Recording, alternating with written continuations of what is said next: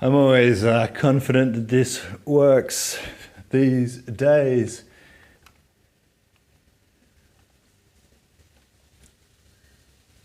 Maybe not. Spoken too soon.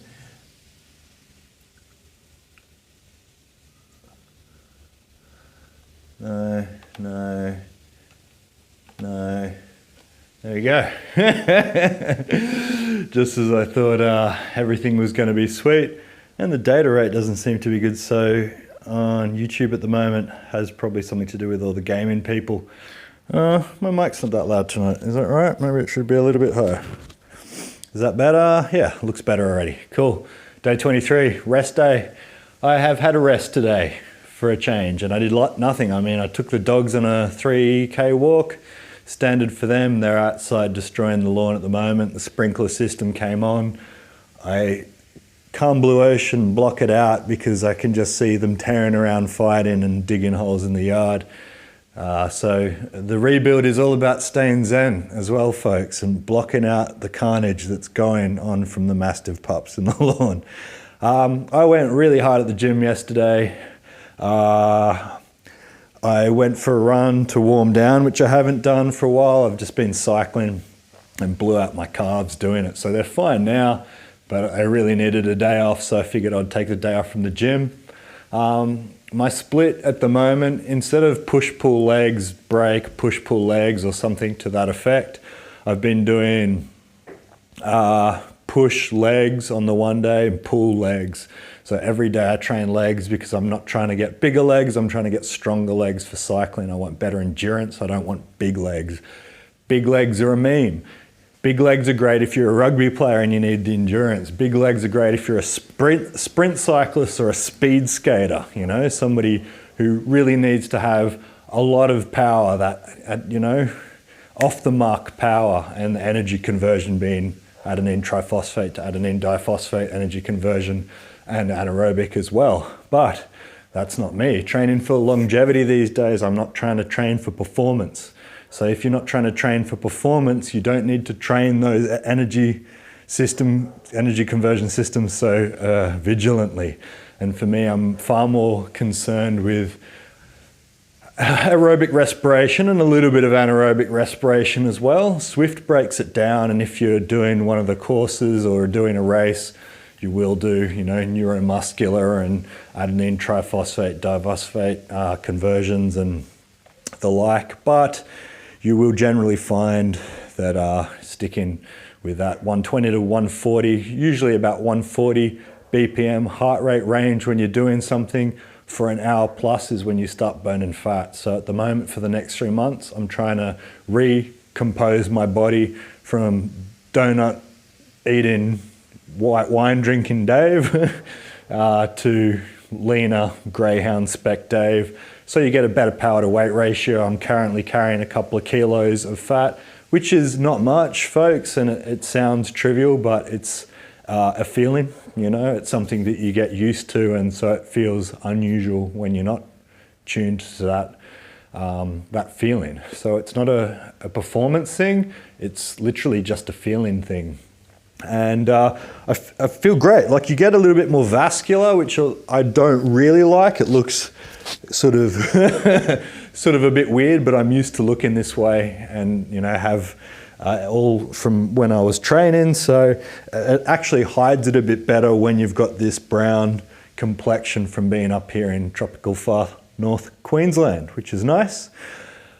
Feeling good, sleeping well. I didn't sleep well last night. I watched the boxing last night and saw Tim Tszyu kick Jeff Horn's face in. I was watching it with old mate Spargo and Ollie and having some banter back and forth. It was kind of hard to watch.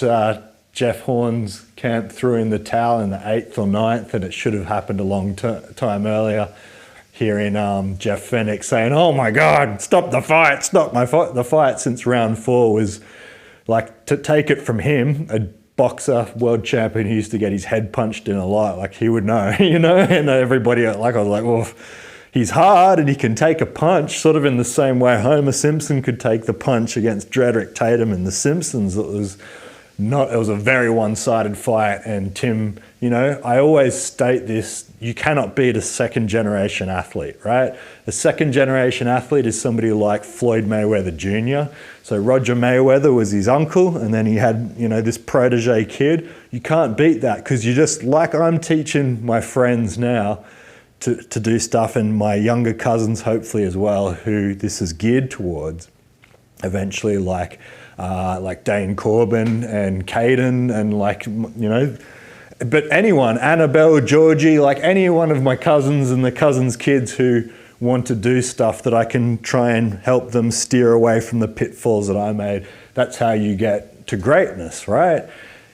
You cannot beat that. So Kostya Tszyu is not even in Australia, he's living in Russia, but he speaks into his son on the phone, obviously.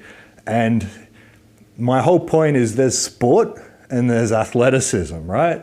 Sport is knowing the rules and knowing the tactics of the game, right? So that's what the sport's about. And so it's practicing those things. Tactical side with rugby, for instance, is the different sizes and different players.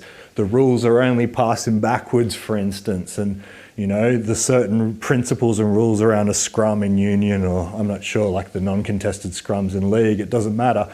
That's, the rules. And the tactics, like I said, is the person's size. Athleticism is the precision of the action, dexterity, coordination, the agility factors, all the things that improve your accuracy for that sport.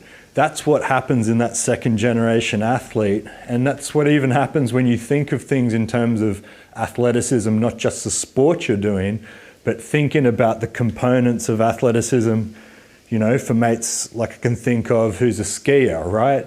And I know he thinks of things in terms of athleticism, balance and whatnot, and you can really make a huge difference, not only for your performance, but your longevity and safety by training your athletic components. So to see this kid who's grown up around a world champion, not just like a boxing world champion, Hall of Famer, like Kostya Tszyu in the 90s, just tore up the division, like welterweight. He smashed everyone until Ricky Hatton in like 03 or 04, I can't remember. Ricky Hatton was just like 24 or 26. He was just a brawler and just went in and damaged Kostya. But Kostya's pedigree as a gold medalist for Russia, right? Arguably the best boxing pedigree in the world, and then to bestow that onto your kid and see from the same trainers and growing up doing the same thing as a pro athlete is a very hard opponent to beat. Impossible to beat. So to see this guy who sort of like me went from being a bullied school kid to a school teacher in Jeff Horn to beat someone like Manny Pacquiao, it's like, mate, retire. It's not going to get better than that, right? And he had a few good fights, and I mean, he just said he's going to take the money and run. So he did that, and he paid the price, paid the consequences. But to see Tim Tszyu now at 25 or 26 or what he is, still on the way up, like he still hasn't peaked, he's still learning. But the sharpness and the crispness and the ring movement and the positioning, evasion, and how he would get away from the fighter who was just trying to clinch him the whole time. And after he damaged Horn, he just kept on trying to clinch and kept on trying to clinch him.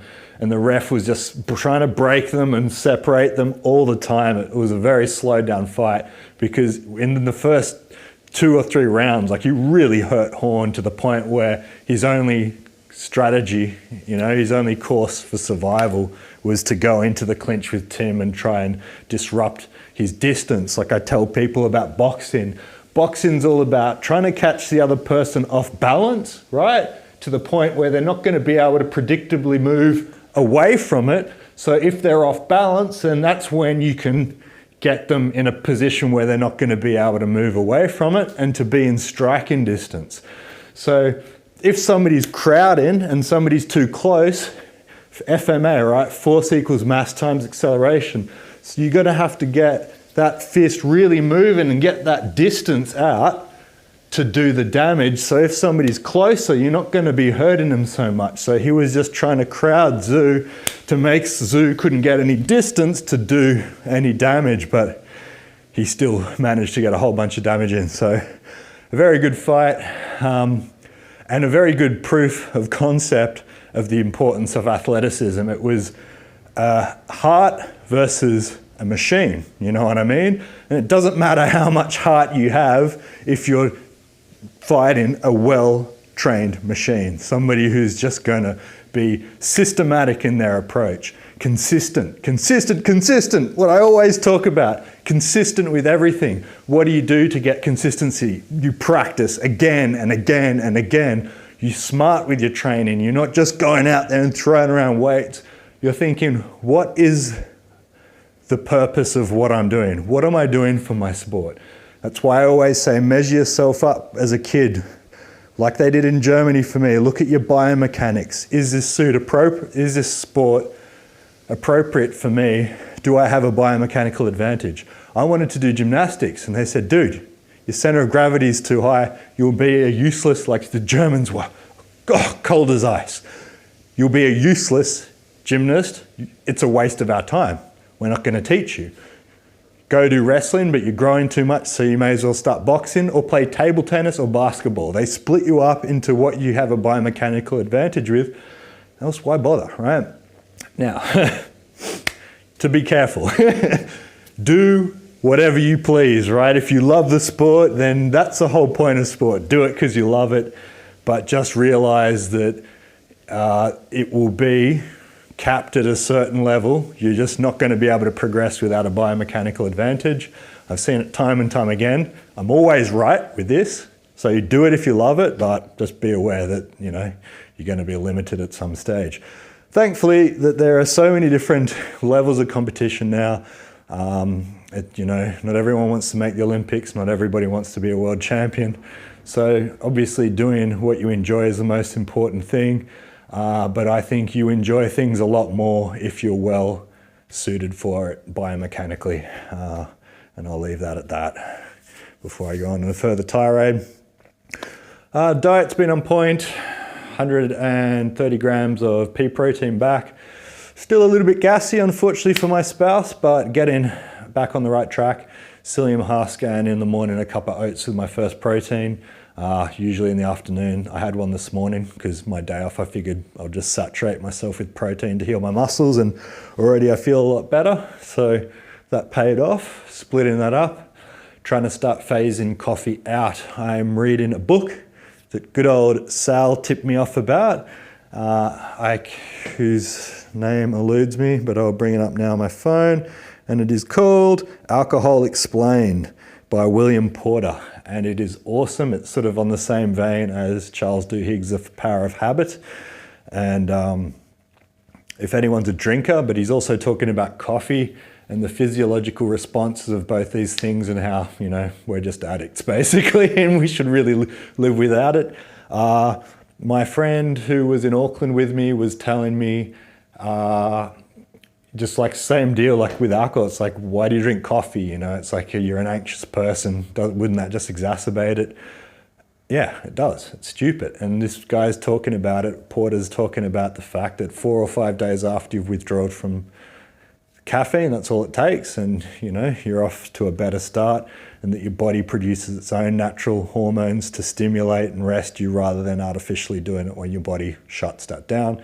Just like it does with alcohol, and that alcohol never relaxes you, it instantly makes you anxious. So the whole meme that it relaxes you because it's a depressant just simply isn't true. So 26 days I think I've been alcohol free now, and I feel like $1 million. Like, it's really funny to see the difference versus drinking and having that high estrogen and feeling rubbish versus how I feel now is something that I've got to have, you know, in my mind all the time about just simply how dumb it is. And when I used to box and not drink and feel fine, and I was like, oh, it's because of how I was dieting. Yeah, that's partially true. How I was exercising also came down to the fact that I only started drinking when I had enough disposable income from working as a corporate scumbag to drink, you know. And as soon as you start drinking and life starts spiraling out of control, you're like, oh, life is just hard. Yeah, maybe it's just the alcohol. I think for me, it is. It's definitely alcohol is really a big problem. And I should, I'll read this book, and rest assured I'll be preaching more and more about why it's garbage. And thanks again to Sam, who told me the same thing in Canada, and it's definitely been instrumental in my path to recovery.